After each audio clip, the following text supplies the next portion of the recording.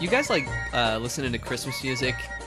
You guys do Christmas music? At Christmas time. Yeah, after that's fucking Thanksgiving, not before. It's right after Thanksgiving. Right. That's the sweet spot. Fucking November 26th. Because that's when the decorations from Halloween come down, and the snow's kind of coming down a bit. No, not even. The decorations for Halloween come down on November 1st for Jim Stewart. He's fucking done right after. Big Jim. Right after Halloween. Dan Stewart's dad. He's done. We're live right now. Oh, fuck, are we? Yeah. Oh. I started us right off on that question, and it's a good segue to do this. Mike Stuglis, on my right. How you doing?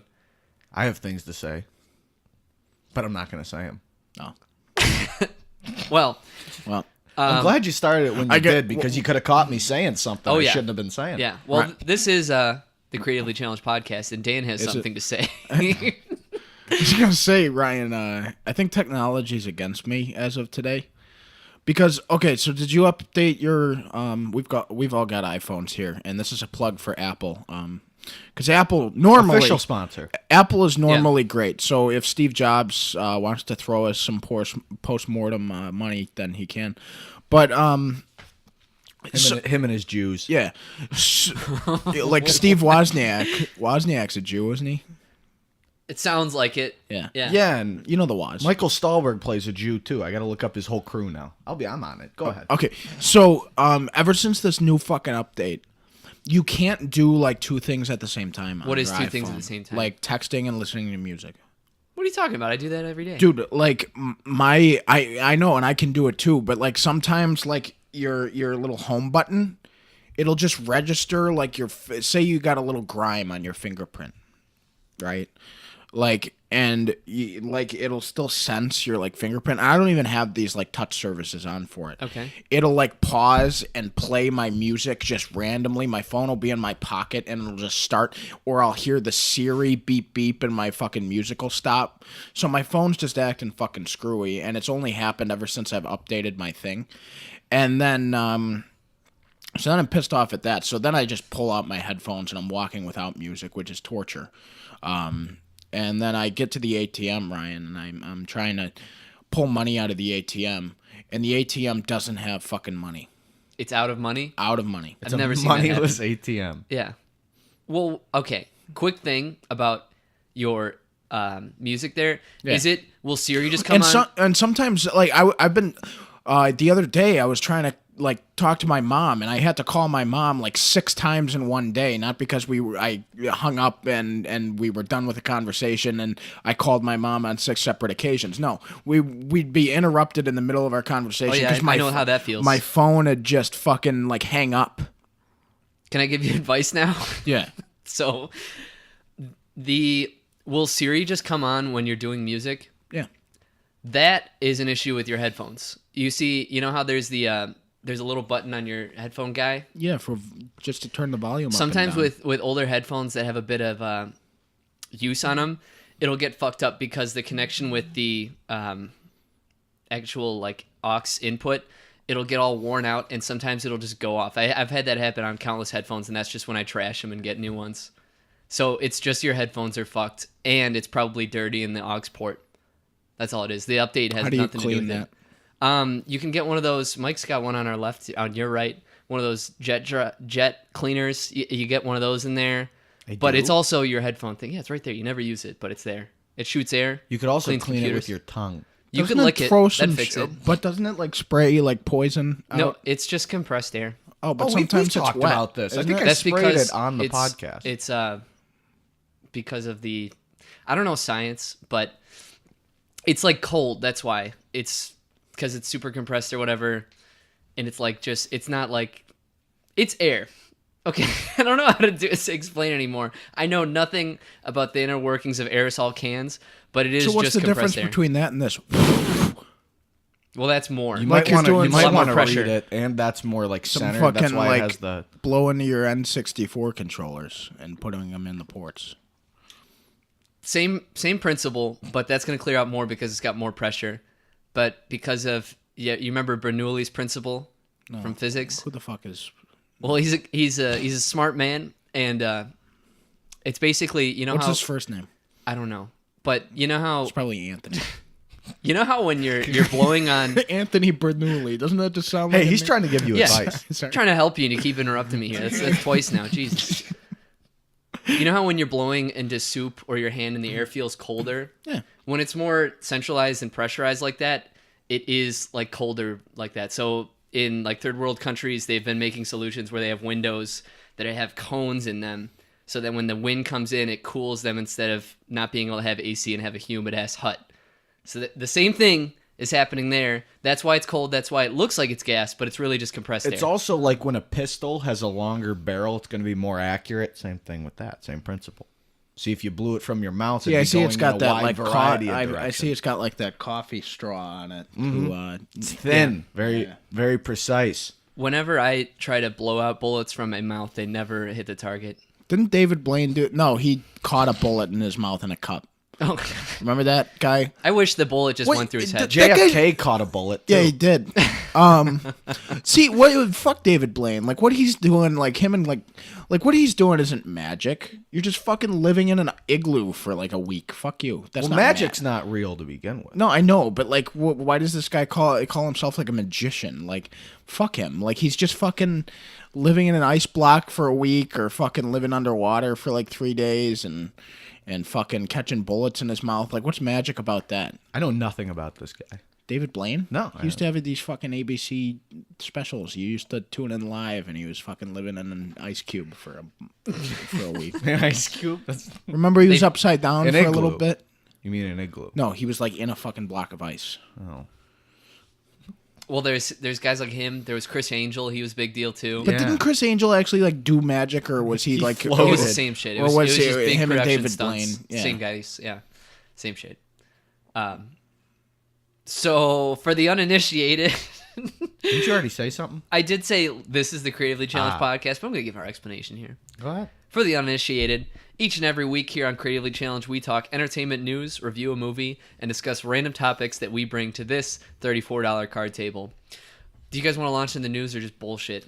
Well, we got any more bullshit? Dan, we got one more bullshit. Melania Trump apparently has fucking a body double. Do you know that? What? Yeah. Like, so like they shoot her?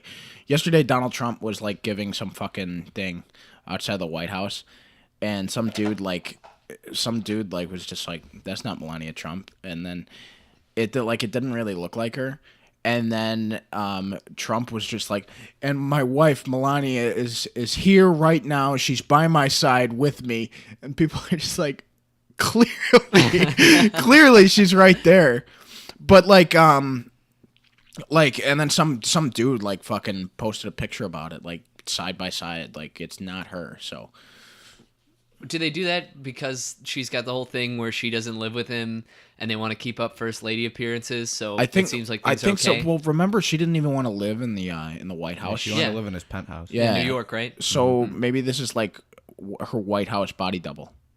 Because why the fuck is he like, oh, she's here right now by my side, like. I think it's just to keep up like the healthy family image. I'm guessing. It couldn't be more secure that way. Yeah, because if she wasn't there, they'd be like, "Oh, Melania's not with Trump." Blah, blah, blah. That's exactly it. You know, that's what people are saying. Yeah, it wouldn't enhance her safety of just saying she's here. Well, I guess because then they could target her there if she's off. You hear this fucking dog? He's gonna get targeted regardless. Oh yeah, yeah. But apparently Melania Trump has body doubles, so look out. The body double looks like fucking Caitlyn Jenner. It might be Caitlyn Jenner. Ew. Yeah, I know. That thing. Oh my god. Wow. Good thing we don't have a huge audience. Yeah. They're gonna dive into our records one day and be like, yeah, but what do we give a shit? I mean, like, I'm 20. I'm allowed to be an idiot. Say this podcast becomes fucking huge, and 10 years down the line, like, people are looking back at our old episodes and say, "Oh, Mike made a fucking anti-transgender fucking comment." What do I give a shit? Who cares? When I make my run for senator, they're just gonna dig deep into this. You're gonna run for senator? No. Oh. No, but in this imaginary scenario, when I'm running for senator, everything's gonna be going perfect. We're like 3/4 into the campaign, the polls are looking up. And then there's going to be one of those journalists that breaks through and it's just, this just in, campaigner It's gonna Brian Nolan. It's going to be me. Yeah, you're going to break it with your gut. It's going to be me. There's your story. You're like mutual friend and sexist. I'm going to be like, well, I don't know why I have this fucking audio of him fucking supporting 9/11. I did not support 9/11. I did this fucking podcast with him when we were in college. What's the bullshit we had? The Han Solo thing? Oh, yeah. So Ron Howard revealed the Han Solo movie's title, and it's called Solo, a Star Wars story. And What, you hear something? I think it's the washer. No, Matt's gone. Oh, yeah. I'm gonna go check out. Just keep talking. Okay, so no, somebody's definitely in our house. Keep talking. Hold on. What if we just hear gunshots and Ryan's dead, and then they come to get us, and then we're done? The podcast wouldn't make it out. Yeah. So is it the washer? Yeah, it just sounds like Blade Runner from The Washer. Okay. So Ron Howard revealed this, and it's just that's what the fucking movie's called. I mean, like, people are pissed about it. Like, it came out, like, he posted on Facebook, and the Star Wars page, like, posted it on Twitter, and people are fucking lighting it up, like, oh, that's a stupid title. What the fuck else would you call it? Mike, what do you think about the title? I like that they're like to maybe It's just The Washer. It's crazy. to differentiate the. I think the washer just fucking broke. I'm gonna go. If the load's like too big, that might be it. load. I mean, it's got the whole fucking bedding in there. So to any ladies listening to this podcast, no, I'm keeping my fucking sheets clean. What up, Mike? This is the past minute. We've just fucking people coming in and out of the room. We are barreling through this episode so far. We were talking about Solo. The only thing I have to say on it, it's not much because I mean it's a title for a movie. There's nothing to get upset about. Is I like that they're keeping to maybe differentiate the anthology movies, as they're saying after all of them a Star Wars story. God damn it, Linda is calling me again Like the for the fucking- second time on the show. Like the fucking like the floppy door, the Flappy Bird is like fucking flapping up and down and shit. Like there's too much stuff in there, but I don't care. Linda, if you're listening, that was the wrong time to call me. But I didn't tell you we were recording an episode, so that's on me. No, we're recording on Friday. So we usually record on Sunday, the day right before we upload. But fuck, this like washing machine right now is giving me anxiety. Like we can hear it from the other room. I think you loaded in weird. It's all my bedding and my pillows. My pillows are just on top. Yeah, it's probably just unbalanced and Yeah. shitty. But we're recording on Friday, so if like any huge movie or entertainment news happens over the weekend, we're not gonna fucking have it. Clearly, because we're recording in the past, but we always record in the past. To those listening, there's some weird timey-wimey, wibbly-wobbly stuff going on here. You watch Doctor Who now, Dan? No, I'm I've so never fucking- watched it, never cared to Okay. watch it. I'm so thrown off right now. Yeah, we're in a weird... What is this it's 'cause it's podcast Friday. about?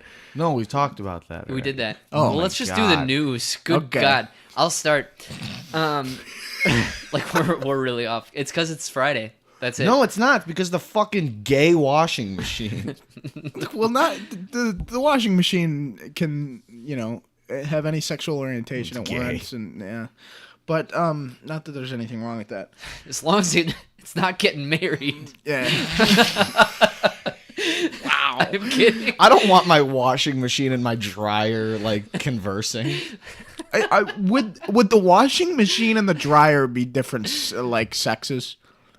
Isn't it Yeah. kind of like they're having sex though? Because the washing They're always machine is banging up the against each washing other. machine is dumping its load into the They're just dryer, coworkers. and then the load is you're is coming but out you're the warm, But you're like a child or something. but and you're clean. but you're the fucking middleman. The washing machine doesn't do it itself. Oh, dude, here's the So we're the surrogate. Here's the invention. Okay, what if there was a washer dryer that just once the washing cycle was done, like it fucking shot like a fucking tube, like over into the dryer, and then it dried the clothes. And there was like a wall between it. Yeah. Cut out the middleman. Yeah, exactly. So when you're on laundry day, when you're doing laundry, you don't even you put it in, you come back like 2 hours later and you take it out, like, and it's all done. And you don't forget you left it in the washer so it stinks overnight? Yeah. It's a Get good some idea. patents on this. Oh, right? shit. You better. Something tells me someone's already working on it. Or it has been made. It's probably Like, been thought up. Probably and- Elon Musk, because he loves inventing things that people already invented. You know, he just released a company that's all about just selling hats called The Boring Company. Go to The Boring Company's website, and there are just tabs like home, FAQ, contact, and hat. It's weird. All you can do is purchase a hat, and that's all the company is. It's pretty funny. I'm gonna get some stock for that. Yeah. All right. What's the first fucking news, please? Earlier this week, we got a trailer drop for the new Black Panther movie, which I am very excited for. It's got Marvel's Black Panther. yeah. It's Not got Chadwick DC's Black Boseman, Panther. No. Michael B. Not to be Jordan confused, in it, yeah. and it is directed by Ryan Coogler, The Coog. who you might know from directing Creed and Fruitvale Station, and soon Black Panther, as I mentioned. No shit. But He just loves Michael B. Jordan. Like, he can't do yeah. a movie without Michael B. Jordan. all That's those his movies guy. have him. Yeah. That's his guy. Well, the guy's great, and he looks like he's going to be pretty good in this movie. What do you guys think of this trailer, Mike? I liked how it was like it felt sci-fi and third world at the same time. So I just love the direction they're going in. I love Chadwick Boseman, who played Black Panther in Civil War. Michael B. Jordan's going to be a cool villain, as will Andy Serkis, it looks like. So, yeah, I'm all in on this project. And it had the same tone as the first one. Oh, what are the names? And I got confused last time we talked about the teaser, too. It's like these three, they're like, one of them's Lupita Nyong'o. They're like three, like, stealth I don't know. badasses. I forget their names. I'm gonna look it up now. But they looked really cool in it too. They're gonna be like his sidekicks almost. One of them was in Civil War, actually, in the limo with I him. have the IMDb up right now. Lupita Nyong'o's character is Nakia. No, Nakia. I'm not talking about their names. They Their have, like- group. Oh, they have like a name. I'm not well versed in Black Panther No, comics. neither am I. No, most people aren't. No, but it was a cool trailer, definitely, and it looks like it's gonna be pretty good. Yeah, they have all had rap songs over it too, which normally you'd be like, well, that's weird, but it totally works. That's what I meant We by ta- the it's tone. We Yeah. talked about that the first trailer when the first trailer dropped. I'm pretty fucking excited for this movie. I mean, considering it comes out like a month or two before Infinity Wars come out, or part one of the Infinity Wars comes out. So, like, this is gonna be like the last bridge right before shit gets fucking real in Avengers Infinity War, and it looks like it has that fucking tone. I'm excited for Black Panther's individual film. Chadwick Boseman is an awesome actor. He did a great fucking job in Captain America Civil War, and Michael B. Jordan's awesome. Coog has done some great movies, and yeah, I'm excited. Andy Serkis got a little bit more screen time in this trailer, as did Martin Freeman. So they have interesting characters already in their short screen time from Civil War and Avengers 2. But I'm very excited for this movie. It looks really good. This trailer was awesome. I love the music. I love the environment that Mike was talking about, that futuristic, like, yet third world kind of place. I don't really get Wakanda as, like, an area, because, like, why are there fucking spaceships in the jungle but nobody's fucking talking about it? It's because they're hidden like that. Like the way they've interrogated Black Panther when he's outside of Wakanda, it's like a secret, and they're trying to find out where. It's almost like an Area 51 type thing of like, where is it? What is in there? Nobody knows. Okay. So like people have heard of it or rumors of it, but no one really knows what's in there, and they're very isolated from the world. Speaking of Chadwick Boseman, you and I this morning, we were talking about James Brown. He plays James Brown in that Get On Up movie. What a great actor I haven't he is. seen it though. He just played Thurgood Marshall too. Is he just going to play every famous black person ever? Because he can do it. He was Jackie Robinson. He was James Brown. He was Thurgood Marshall. And now he's fucking Chala.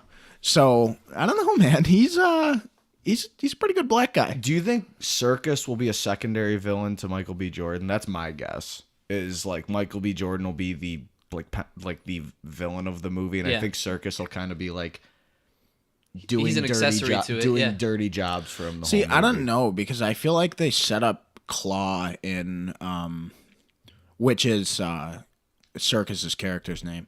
I feel like they set up Claw to have a huge role, but then again, that's kind of not what Circus does. But he's about to be Snoke in Star Wars as well, which he'll probably have smaller screen time than I'm thinking he does. But I'd like to see him in a big fucking role, but other than Caesar. Like, if he's going to play a villain in a Marvel movie, like, I'd like to see him a lot fucking more.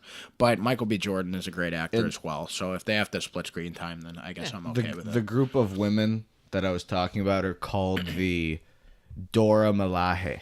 And what are they? They are the personal bodyguards of the Black Panther. Ah. So that's pretty cool. They must be in a powerful world if even the Black Panther needs bodyguards. Yeah. It looks like it's going to be very tribal, too, with, like, I don't know, like Michael B. Jordan in his own costume. So maybe it's like a fight for internal struggle inside their tribe. That'd be pretty cool. It's just awesome. It looks great. Is that all we have on this? Well, yeah. But one other thing is it looks like they're doing, like, more world building inside of an already established mega Marvel world. It's nuts. But and they're going to keep building. Oh yeah, Bob the Builder. What's our next story? Dude, I had Bob the Builder like toy sets when I was a kid. Yeah. Yeah. Do you like him? I did. Bob, I had a little Bob, and do you know they changed his look? He looks stupid now. They Like, kind of are doing that with everyone. Mickey looks like a him. crack addict now. Well, Mickey Mickey Mouse. looks okay. I mean, but I still don't like it. Donald looks okay. Goofy looks like he's fucking been through some shit now, dude. Like, Goofy looks like his son Max has died, and he looks like he's fucking alcoholic. Well, have you seen Goofy, like, originally from, like, the 30s? He just looked like a fucking dog. Yeah. So they've kind of done a lot. He looked with like a him over walking the years. Pluto. Yeah. And then eventually they made the decision, since Goofy was originally upright. Oh, they're I'm gonna an give him idiot. the I'm thinking power of Pluto. I'm stupid. I was thinking of Pluto. Well, Goofy still looks. I know, but I was just thinking of Pluto. What? But I was just looking at new Bob the Builder. It's terrible. Yeah. They took away his football head and inanimate black eyes and gave him a weird friendly neighbor build with the face of a Cabbage Patch Kid. Yeah. And his eyes, though they now have pupils and irises and white spots, he looks more dead on the inside than ever. yeah, they need to bring back his Isises. Don't lose your head now, Mike. Come on. Incredibly forced ISIS joke there. Iris dude. Isis? That rhymes. Want to know who wouldn't appreciate these ISIS / 9/11 like jabs? Is our Uber driver from the other night. He was a fucking Army veteran. Yeah. He probably joined the Army because of 9/11. And you suggested he listen to the podcast. He's not gonna fucking listen to it. But He didn't even ask what it was called. We were yesterday, just so people could get context on this goddamn story. We were in this. We took an Uber to go see Hannibal Buress, the comedian, live in our town, and so we took an Uber there. This guy has Punisher stickers on his car, so it launches us into a topic about the Punisher shows and entertainment, and we're talking about movie stars. He's like, "How do you guys know all this info about like movies and TV?" And I just say, "Oh yeah, we do a movie podcast." He's like, and just kept going with the conversation. It was like it doesn't even like normally people are like, "Whoa, yeah, how'd you do that?" He's just like, "Okay," and then just kept going like it doesn't even matter. good guy. Judging by he was an awesome fucking Uber driver. Judging by his age though, like he very well could have been one of the guys who like joined the Army because of like 9/11. Yeah, he looked mid to late 30s. Yeah. It's just like you tell someone like you're a sword swallower, you juggle fire, and they're just like not impressed. It's like, Because podcasting, anyone can do it. That's true. Yeah, exactly. I mean, we're idiots and we got it done. Mm-hmm. Yeah, but here's the thing. Anybody can do it, but who the fuck actually like grabs the equipment like and actually sits down and does it every week? I mean, we're on our 34th episode. Like, that's awesome. Yeah. I mean, we could pat our backs all day, but it was just weird that guy said nothing. Yeah. He was a cool guy though. Yeah. He drove a Scion. Remember from Superbad when she's like, "Oh, I'll have to pat you on the back." He's like, "The funny thing about my back is it's on my cock." Yeah. What? It's you from never seen Superbad. Yeah, I have. I just don't remember that joke. He's like, the funny thing about my bag, Jules, is it's actually on my cock. And Emma Stone's like, what? Good movie. Good movie. Yeah. Okay, so the next story. Yeah. Let's get into Oh, it. you can take that. Oh. All right. What? I didn't. The Netflix one. Oh. All right. Do you have it pulled up, or do I have to read it? I got it. Okay. All right. Netflix announces a plan to spend $8 billion to make its content 50% originals by 2018. And they also plan to have 80 original movies in 2018. Maybe more so to focus on is, do you guys find it achievable that they will have 80 original movies in 2018? That's That's pretty a fast big track. fucking- That's like they're filming now. That's a big fucking 2018 then. But like, do you think it's just like the year of 2018 or the fiscal year of 2018? Yeah, I'm thinking it's fiscal year. Because the fiscal year of 2018 will like stop in like the third month of 2019. Sounds more like it. Movies Yeah, can right. also mean so many things, like animated features and Sure. there's If you're putting $8 billion at it, I'm sure you could achieve it. that's so much money. That's insane. a lot of money. But this also says something about the move that streaming services might be taking, especially if they're directing it at 50% originals. Most of the time, the reason why at least I know people signed up for Netflix was because they had great shows on it, like Breaking Bad or other examples that I don't know of. At the Well, how moment. about you like more original content too? Like it's always Yeah. it's always Sunny at the Office. I mean, Yeah, like it so was- many yeah, it so was many because you could companies binge. shows can go on there and you can binge them all. Yeah, and so it's definitely weird to think about how they're going to not be focusing on that as much. And they've been taking in like less shows and movies, and so it's probably good that they're going to be developing good stuff. So far they have a pretty good track record with shows and movies for the most part, right? Mostly their shows. Yeah, mostly it's shows. But it's just saying a lot that we're going to be moving into this kind of different age where there's less focus on them getting those primetime network shows, and now it's just going to be like, we have the money, we're going to make our own things. Which is awesome. I mean, we talk about Netflix pretty much every week on this show. I mean, but we talked about The Irishman, which Scorsese, one of the best directors in Hollywood, is going to for his movie.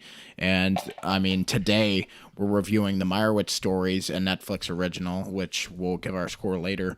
I mean, but we're reviewing a Netflix original 2 weeks in a row.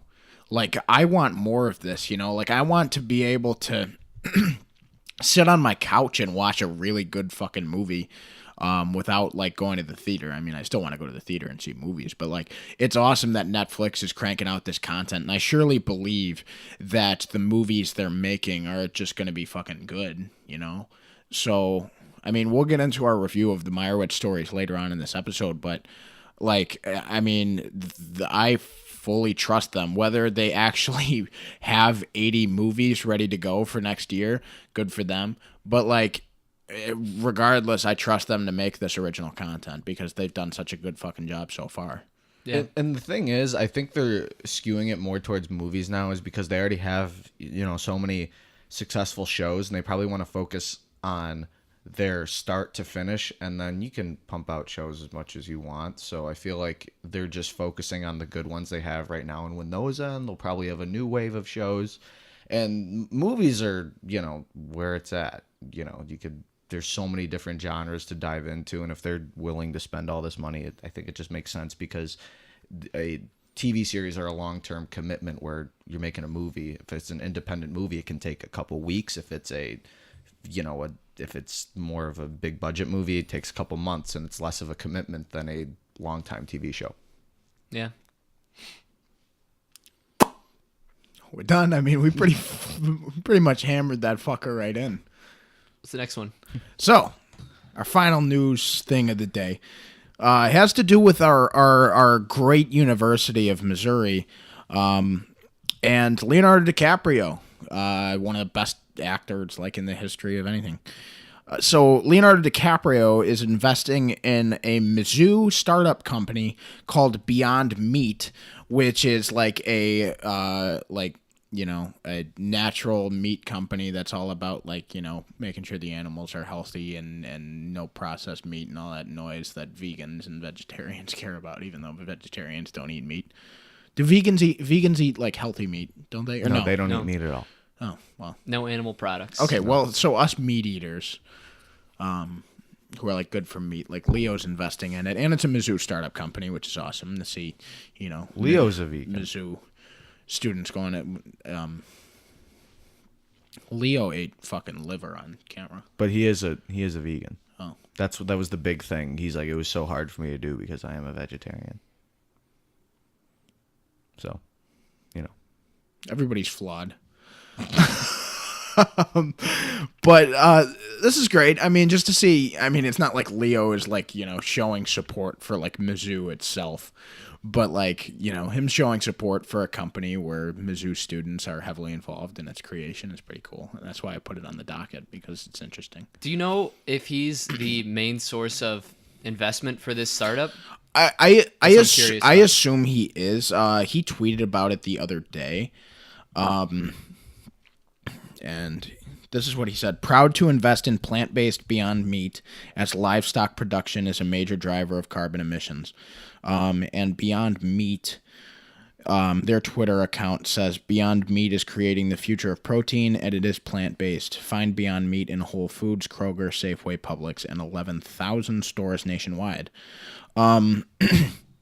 So that's awesome for them. But yeah, I mean, I'm looking at their Twitter feed, and they're huge on what Leo just did. They've gained a ton of followers within the past few days that Leo did invest in them. And, he seems to fully support them and what they do. So that's good for them to get the kind of support from a guy like Leonardo DiCaprio, don't you think? I think it's just cool trivia for us because we go to Mizzou and it's like, hey, Leonardo DiCaprio did something that has nothing that directly affects us. No, if you're curious as to what Leonardo DiCaprio is up to, I mean, this is what he's doing. He's investing in a plant-based meat production, whatever. It sounds interesting, but I'm not going to touch it. I mean, it's healthy. It's healthier meat. It's meat that's good for you. Do you guys catch the documentary he did called Before the Flood? That environmental documentary. No, it's on YouTube for free. Yeah. For a bit. Now it's not, but yeah, I heard about it. It was basically it was documenting him witnessing part of there was a kind of addendum added to the Paris agreements. Mm-hmm. The one that we went out of over the summer, but he was kind of there for something they were writing on it. And then basically he just went around talking to a bunch of different environmentalists, and they were all just saying, "Yeah, it's over. Mm-hmm. We're too far gone." And basically it was just really depressing. But that's like a lot of what his Twitter is. It's not really like he's fun not stuff. He's an activist. Well, it says on his Twitter, his bio says like environmental activist and actor. Yeah, that's so, like, just when he's not acting. That's what he does. That's awesome. That's who he is. Like, he's the greatest person on the planet. I'm prone to believe. Like, he's an environmental activist. He gives a fuck about the country. He's like the best actor in the game, and he like goes up. He finally wins an Oscar after fucking illustrious career that he's had so far. He finally wins an Oscar for the Revenant a couple years back, and he goes up there, uses a minute and a half to talk about the fucking environment. He doesn't even talk about like what it's been for him to be such a great actor and not win. And he goes up there, talks about that, and he's done.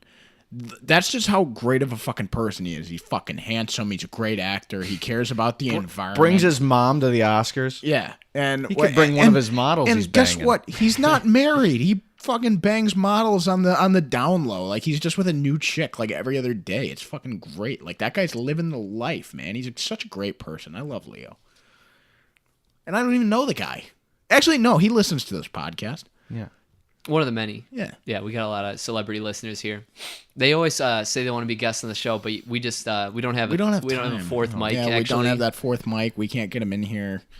Like, actually, after Hannibal Buress' show last night, he flagged us down and said, "Wow, you guys are so funny. I wish I could talk on your podcast." And we said, "Yeah, Hannibal, it's a shame that we don't have a fourth mic. Then you'd be right here next to us right now." We've got a large budget here, but we unfortunately only spend it on fancy hotel rooms and champagne, so we can't buy a fourth mic. Another Mizzou story, if we're going to talk about it. It is homecoming. Mizzou invented homecoming, if you're uninitiated in the history of what homecoming is. But a ton of people are on campus today, and it's making campus like fun when there are people on it. But I've already seen a few cases today in which a mom is hotter than her daughter. So that's the kind of weekend it is here at Mizzou. It's when there are moms that are hotter than their daughters. How do you think the daughters feel if they have a hotter mom than they are? Like, no fucking opinion, really? I didn't expect that. Well, what's your opinion on it? Moms that are hotter than their daughters. You know, Mike, gonna throw this one to you. You know what I'm pissed about? I'm pissed about I'm going to be missing these MILFs on campus because you have a fucking I have test to on fucking Monday. study all weekend. Yeah. I'm just in a fucking shitty mood. What an asshole your professor is. Like, literally no other professor assigns shit on homecoming weekend because it's fucking homecoming weekend and nobody does it better than us. And when fucking there was there was a mass alert earlier this week about a woman walking around campus with a gun. And instead of canceling my class like a competent professor and the rest of them are doing, he makes us attend lecture and discussion afterwards. And I'm like, dude, I didn't go to discussion. I went home. But I was like fuck you. Right? Seriously, you not only do we have this test on Monday for homecoming, something we all look forward to, but you're also gonna fucking put our lives in danger, possibly. I mean, nothing's gonna happen, but that percent chance. I mean, what if it did? With how poorly the university and the alerts went out. I mean, what if that gun lady like came into your fucking lecture hall and you still had class? Why risk it? Right. And over your fucking stupid ass political science class I don't give a fuck about and I have to take. And I have to now worry about it this weekend because he's a cuck and he has to make the fucking exam all short essay. Fuck him. He's ruining my weekend. And Fuck you, Squire. What's this professor's name? Percival Squire. What a stupid name. Yeah. Fuck this guy. That sounds like a court nobleman. Right. He sounds like he was in the fucking Knights of the Round Table with King Arthur. Bullshit, dude. I've been pissed since fucking Wednesday. Actually, aren't squires like fucking knights bitches? Yeah. Yeah. They're basically the secretary. Yeah, dude, he's a bitch. Fuck this guy, dude. He sounds like a bitch.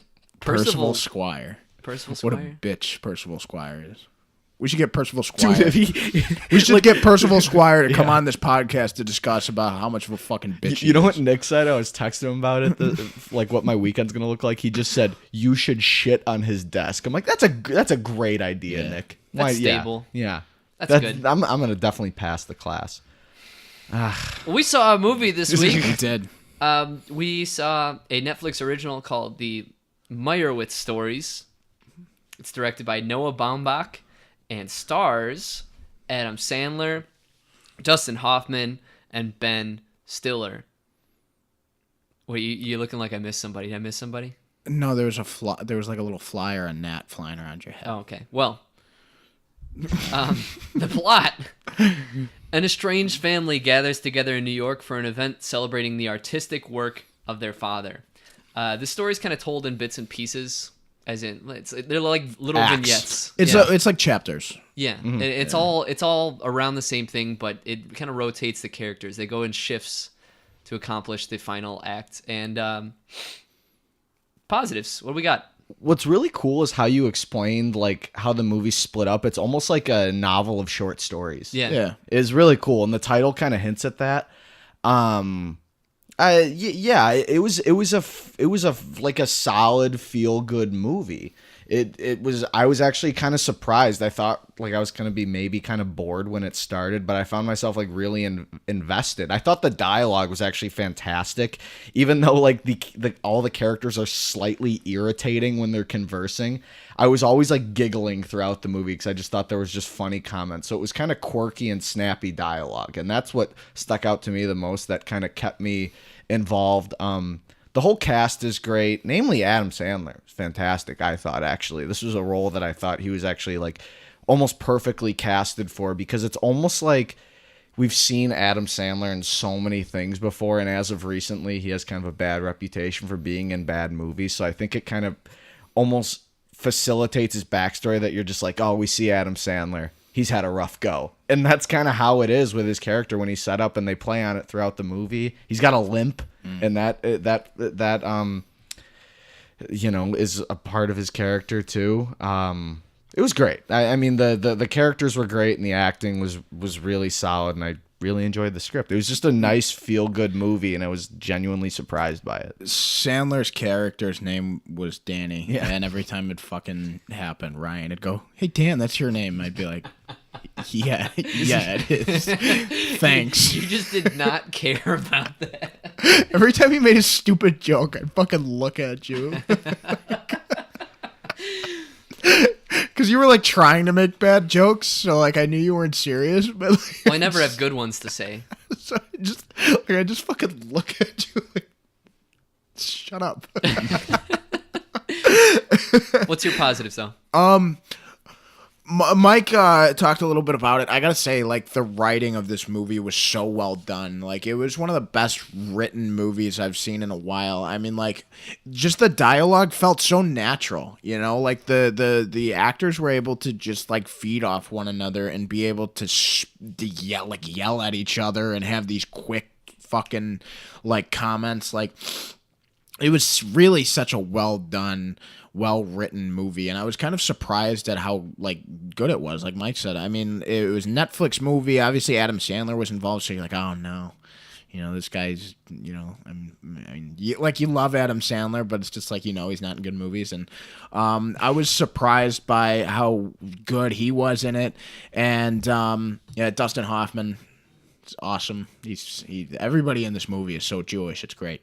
And it was just really well done. And I really liked how it was in chapters. Like when the first like heading for the first chapter like came up, I was thinking it was going to be like Memento or a Tarantino movie, like where you have to like figure it out and piece it together by yourself. But it's like the movie's just told in small short stories and chapters, and it goes linear. And regardless, it's really well done. And I really enjoyed this movie. You know what else was cool is there was a lot of scenes that, like real life, nothing happened. Yeah. But it was just like you kind of sit there and you're like, what was the point of that scene? It's like, oh, it's real It's life. just It was life. just bullshit. Yeah, and it that's was why like when they're playing pool. Yeah. It wasn't needed, but it was like No, funny. It was funny. And like I told my mom too, like it's a movie that like you could like sit down on like Saturday or Sunday afternoon and like watch with your parents. It's like a really good like feel good movie. Ryan? I like the movie. Like you guys mentioned, the writing and the performances were really good, but like notably within those writing and performances, for the most part, every single character in this movie was absolutely irritating and unlikable. I would never want to have lunch with any of them. And the way it's shot, when you see all these unlikable characters interacting, it's like you're trapped in the room with them, and you, much like the other characters, are getting irritated at the others, and you kind of almost feel trapped with them. And I found myself being very, very aggravated by it all, and it really adds a lot of pressure on you through the movie. And once it turns around, and in the end we get a resolution, we get the theme of the movie, things like that. It kind of actually opened up and felt good, and you actually were able to sort of sympathize with these characters because they are flawed, but all of them were so great at following the script and being so goddamn unlikable. For the most part, they do the worst things. The biggest pet peeves I have about people when they're just like self-involved and you're trying to have a conversation, but then they just bring it back to themselves every time, and that's all they did. Everyone's just bouncing off each other. Ask questions and you don't listen to the answer. And so that got to me. But that's exactly what it was supposed to be doing. And so it was a good movie. It was I didn't even know it was going to be a feel-good movie until the end, because I was just under pressure the whole time. But yeah, those are my positives. Well, I'll actually ask you now, since Dan and I talked about most of the positives. What was your big pet peeve with the movie? Negatives. Yeah. Yeah. I know the format. Sometimes.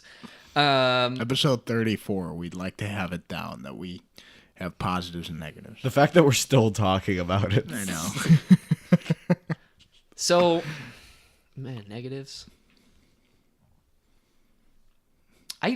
Not a lot, right? There wasn't any glaring negatives. Yeah, No, right. No. It's not. I'm not saying it's a perfect movie, but I really couldn't find any at the Right. time. Yeah. So I got no negatives, which I don't know that this makes it a failed review on my half, but like I wasn't watching for him. Maybe the fact that they No, were just it's because a not, movie's yeah. not incredibly flawed doesn't mean you love it either. yeah. I feel like it achieved. Do you have anything to say on That is all I got.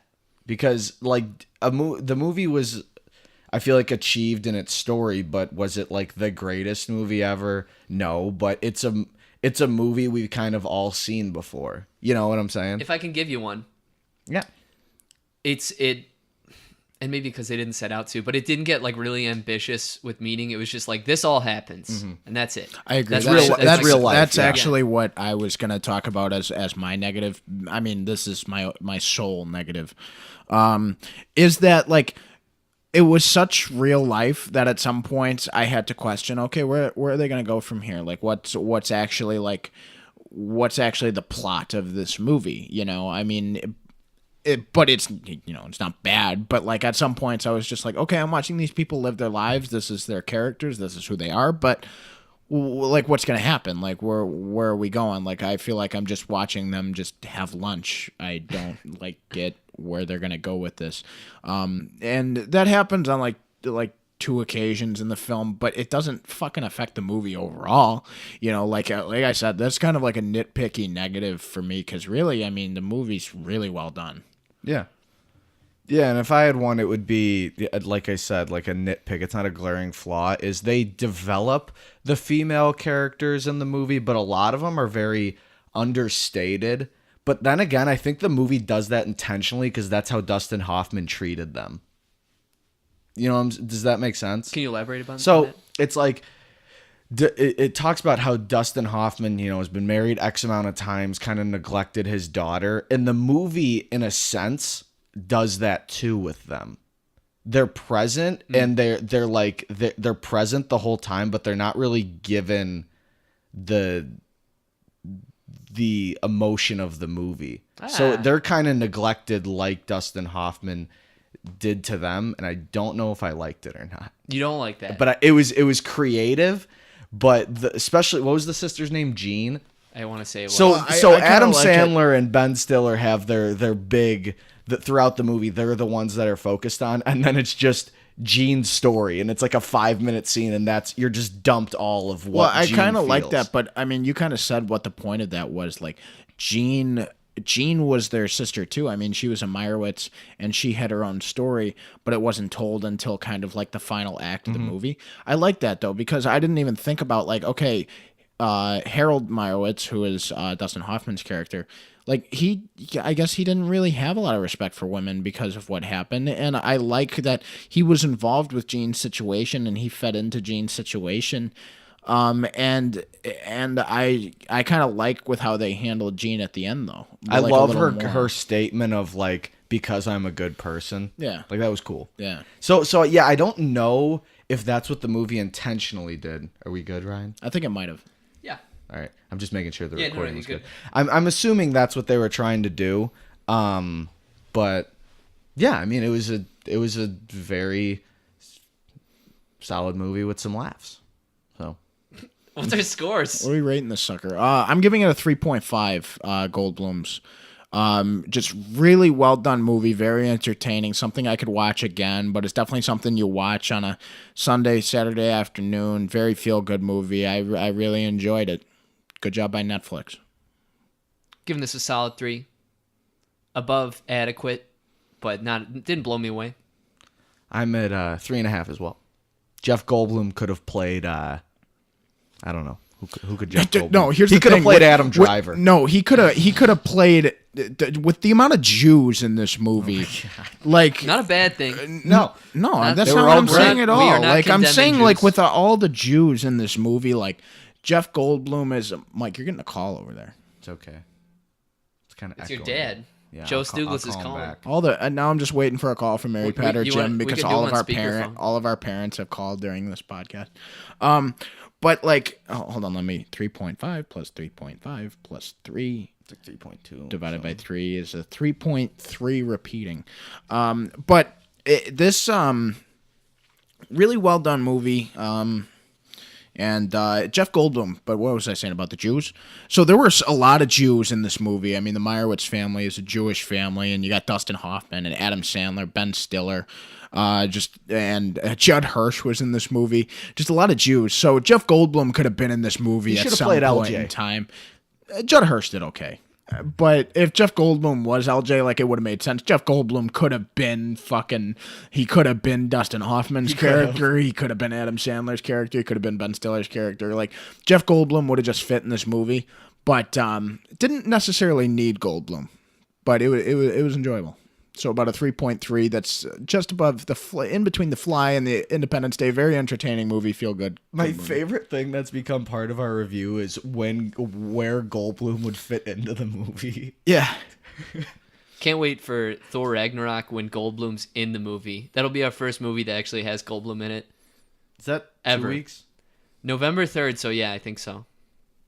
Because this is the 20th? Yeah, today's the 20th. Yeah, today's the 20th. So yeah. Okay. Well, Mike invented our main topic this week. Mike, what is it? Yeah, this movie was about art, so we were kind of sticking to that theme, and this is a movie podcast, and it's kind of hard sometimes to differentiate when a movie is movie or when one actually considers it art. A lot of movies that are considered art are often called films, and they're the movies you tend to see at the Academy Awards. So if you guys believe in this differentiating kind of a movie more so as entertainment or art, how do you guys make that separation? I almost associate the word movie with like either like an action movie that's not that good but still entertaining, or like a bad movie. Usually when a movie is like good, It's a film. or like an Academy nominee, I call it a film. And I think that's kind of the distinguisher as well. Like, it just kind of depends on like who made it, how it's made, and what it's about, and like how good it is. It kind of, I feel like, we fall victim to the word and delve too much into what the word is, because I mean, really, they're all films and they're all movies. Like the words are almost interchangeable, but I myself have always kind of like used film when I think it's like all film is. That was a great film. Like that term is just, it's something I've always associated with like better, higher up movies is the word film. But like, I mean, like everything is a work of art. It's something that people can put creative mindsets into it. So film and movies are all art, but the better ones I think are film.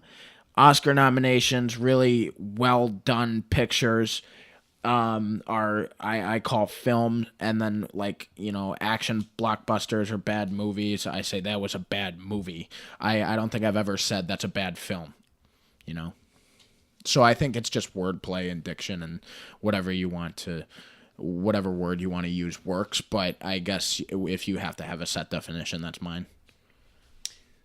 When I'm trying to explain most things, I usually end up using a shitty analogy, and I'm going to use a shitty analogy to explain this. So, you can, if you're trying to feed someone, you could make a hamburger or a cheeseburger. Oh, now I'm hungry. Or a plant-based. Or a plant-based patty for the vegans. But you can make a cheeseburger, and yeah, it's going to be good. Most people will like them, and a lot of people will pay for them. Like a blockbuster movie, anything that comes out in the summer, like a Marvel movie, right? Mm-hmm. Or you could make a fillet and you sear it on the pan, you butter baste it, maybe some garlic in there, you throw it in the oven to finish cooking, and a lot more craft, a lot more art's gonna go into that. Now, damn it, see, that's a bad analogy because everyone loves fillet. That's a shitty analogy, but no, but it's how it's taken care of. Yeah. No, but that was more what I was getting at. Well, hold on, Dan. It's that like a blockbuster is going to be accessible for everybody, but there's a lot more care, and it's something that art when you see it. That's something that like had a lot of art, like a lot of work put into it, like we've all just been saying just now. But I was thinking of a recent example of Blade Runner 2049, one of my favorite movies of the year. Spent about $150 million to make that, and in its opening weekend, it flopped with a return of just $80 million. And now worldwide, it has grossed 156, so I guess they have made it for the most part. But it was a huge flop. It was something that the main audiences didn't really ask for, and no one really knew what to expect, and so people didn't see it. And we saw it. It was amazing. It was really pretty, but it's not something that a lot of people can keep up with. And so you saw these shots that so much work was put into. It was beautiful and sprawling, and they built a world with sound and picture, and that's what art is. But when I go see like some Tom Cruise movie and he's doing spy stuff, that's just as satisfying. Like, I'll take a hamburger, but damn it, I'd rather have a filet if I could choose. I'd go with cheeseburger over a hamburger. I don't think I've ever had a burger without cheese on it. It's a lot better with cheese, but that's not the point I'm trying to make. No, I understand. But I mean, if we're getting into this analogy more, but Tom, I'm kind also, of it's also hungry. It's also like in the long run, that makes sense though. In the long run of your life, you're probably gonna have more cheeseburgers than well done fillets. but what are you going to remember more? The fillet, Exactly. and that's I was gonna use an analogy similar to that. I was gonna say more of a movie is something like The Avengers, where it caters towards a mass audience. Still a great movie, but you know. If I can continue on this analogy that's run wild, like a good meal is something that could kind of change you, and it could really like make your day, make your weekend. But a hamburger is cheeseburger. A cheeseburger, I don't know why I'm saying hamburger. No one orders those. A cheeseburger is just going to feed you. You know, you go out to the movies for a weekend, you say you saw a movie, you know, but when you rarely make it to the theater to see something that's great, that's art, I think that's something special. That's something that's gonna like Blade Runner affected me for like a week. I was just listening to the soundtrack, doing stuff, kind of being sad about things. It put a feeling, an emotion in your head. It got something out of you. Maybe it took a little bit out of you, but that's art. Especially if we're doing like physical art on a canvas, it's only really art. I would say the definition of it is when it invokes a feeling or emotion out of a person, you know, because it's more defined by the user experience. Yeah. No, I'm with you. Yeah. To me, it always comes down to emotion when I differentiate, you know, a film and a movie. And an example I always think of is, and more so when I'll explain how I get that emotion. Usually when the cinematography or the music or the performances, when they're able to like get me thinking about it afterwards and actually have me invest in the characters, that's eliciting emotion out of me, and that's what I respect more than anything else. An example I think of is when I walked out of The Revenant, I was like, that's not a movie you go to for entertainment.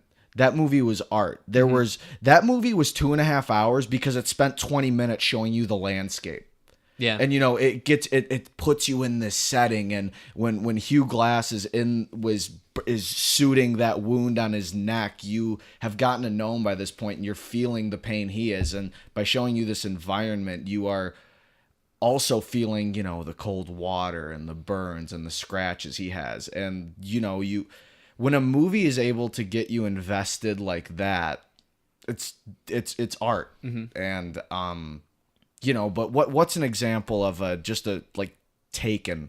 Isn't that like kind of a revenge movie? Yeah.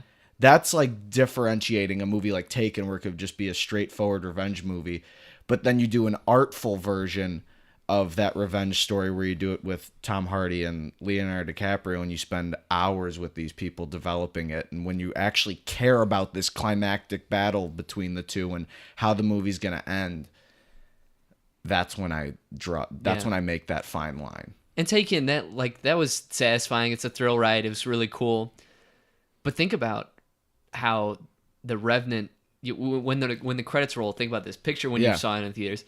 Didn't you kind of just feel dense and you almost couldn't get back to the real world out of your chair? You needed a second. Yeah. One of the first things I remember saying like out loud after we saw The Revenant was like, I felt the water in my fucking shoes when they end that opening scene of The Revenant where they're walking through that river, like that cold river, and like they just let water get in their shoes. Like everybody knows what that feels like, but like I felt that like watching that movie. I felt the cold, like Mike was talking about, like.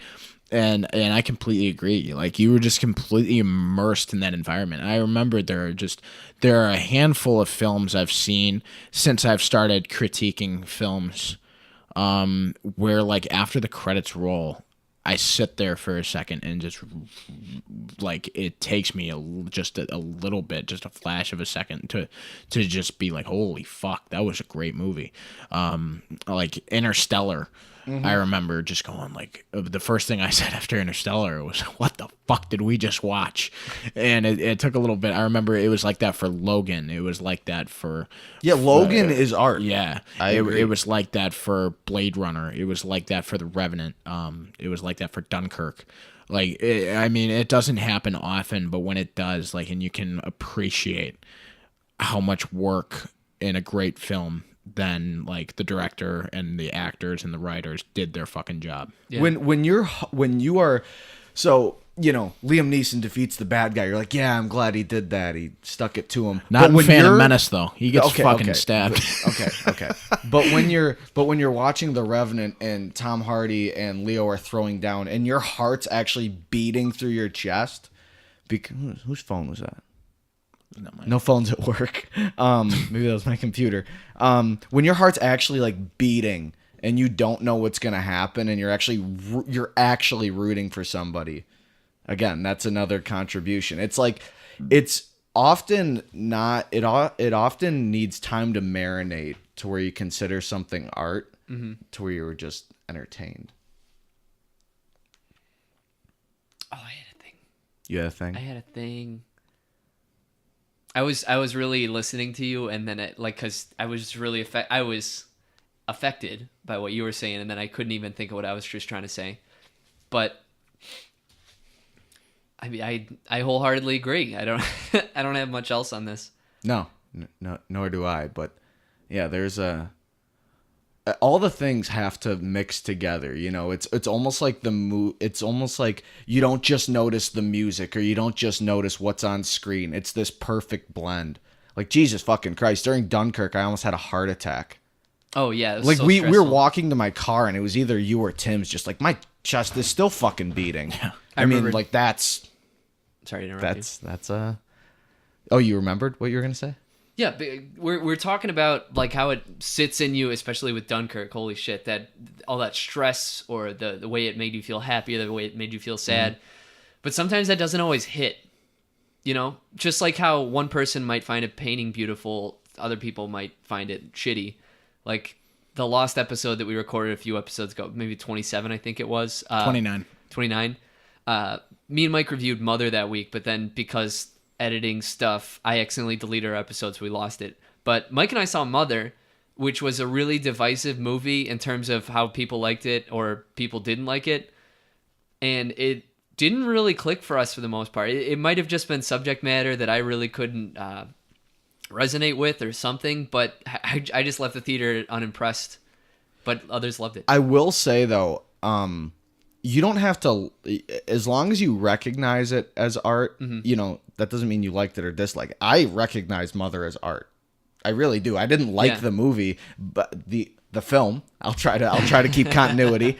I didn't like it by any stretch, but like we talked about it. It got us feeling, I felt fucking dirty after I saw that movie. It was gross. That Filthy. film, fuck, you know, it's a fine okay. line to keep going. But yeah, I felt dirty after it, and I that was the goal. It did, you know, and that resonated with some people. It did affect us in a way, but I don't know that I liked it. I felt violated. I will say, like, I'm glad I saw it though, because it still elicited an emotion out of me, and that's what I want when I go to the theater. And it was different. You know, like we see in a lot of, you know, superhero movies or action movies, it follows the same kind of formula, and that was something. Mother was unlike a lot of other movies I've seen, which is really good. Like fucking spoiler alert, baby sacrifices. Yeah, I don't think most of our audience plans to see Mother, and if they did, they probably already have. But that was gross. Oh, speaking of eating babies and your burger analogy, I just saw a great film that came out last year, and I just saw it for the first time earlier this week, was The Founder. Great film. I'm pissed I didn't see it up to this point, but now I'm glad I saw it. Like, Michael Keaton's fucking awesome. I'm pissed it got no recognition at the Academy Awards. Yeah. After I saw it, I'm like, that was fantastic. I agree. And then I was just like, after I saw it, I was just like, man, everybody raved about this movie, and I'm glad I saw it now. And then I looked up at his IMDb page, didn't get fucking nominated for anything. No. And I was just like, how? I mean, last year there were some great movies out, but like The Founder definitely stood up above some of them. I agree. So, you know. Cool story. Yeah. But is that all we got on art? Yeah. Art is burgers. Speaking of burgers, dude. Okay. So this is actually the story I was going to tell if we were going to talk about something different, but do you mind if I tell it now, even though we're talking about burgers? Like, yeah, throw it in. Sense. Okay. So in the Meyerowitz Stories, like, the family argues, and one of our like possible topics that we were going to talk about on today's show was arguments with families, and mine actually has to do with like burgers and our entire family in a car, and it was fucking hilarious. So we were coming back from somewhere. I was a kid, and it was me and my 4 siblings in a car, and my parents were driving, and we were just kind of like out, and we stopped at White Castle to just get a crave case to bring home. We were out all day, and we were headed back home, and we were picking up a crave case, and then my little siblings were in the back seat, like, yelling at each other, and then like my mom was yelling at them from the front seat, and me and Sean were in like the 2 middle seats, and we were like punching in the back to like tell them to shut up and everything like that. And meanwhile, this entire time, my dad is just sitting silently. Like, he ordered the food, he paid the girl at the window. So we were in between the like pay window and the receive window, the fucking craver delivery zone, as they call it at White Castle. And so my dad's just sitting there. Clearly his fucking blood is just boiling.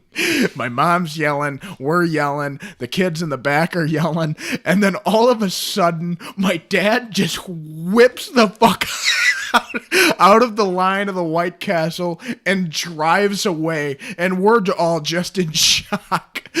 He paid for him? It was like $40 worth of food, and my dad didn't give a fuck that he just paid for that crave and fucking sides. He just was ready to just throw $40 down the fucking drain because we were being fucking idiots in the back seat.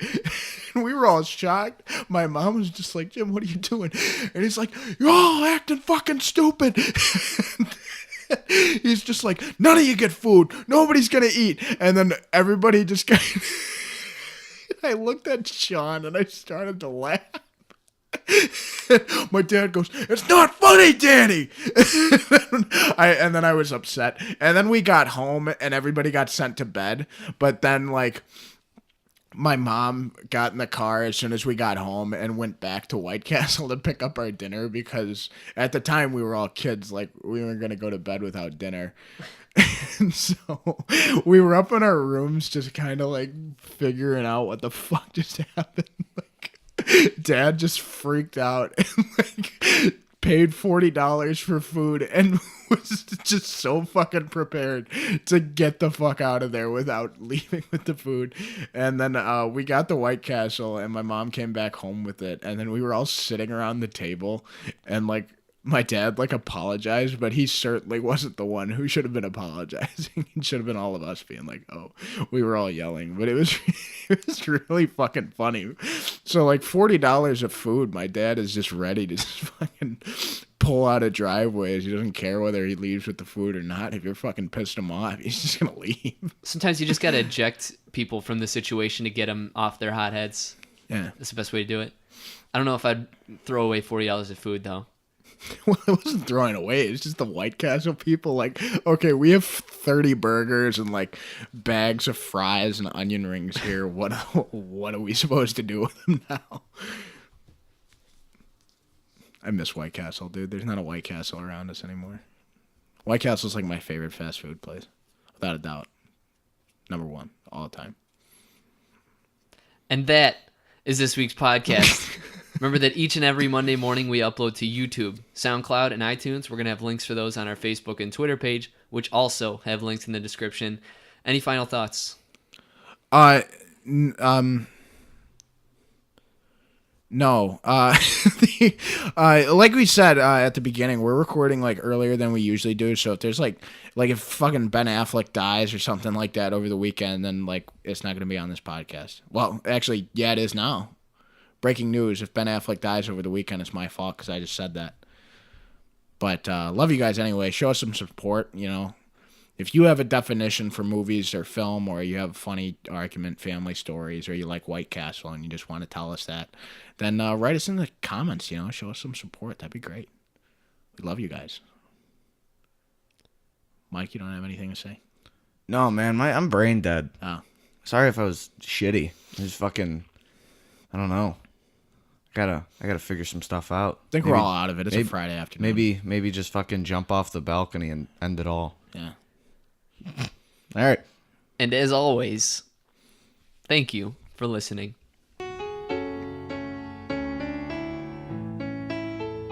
What if God was one of us?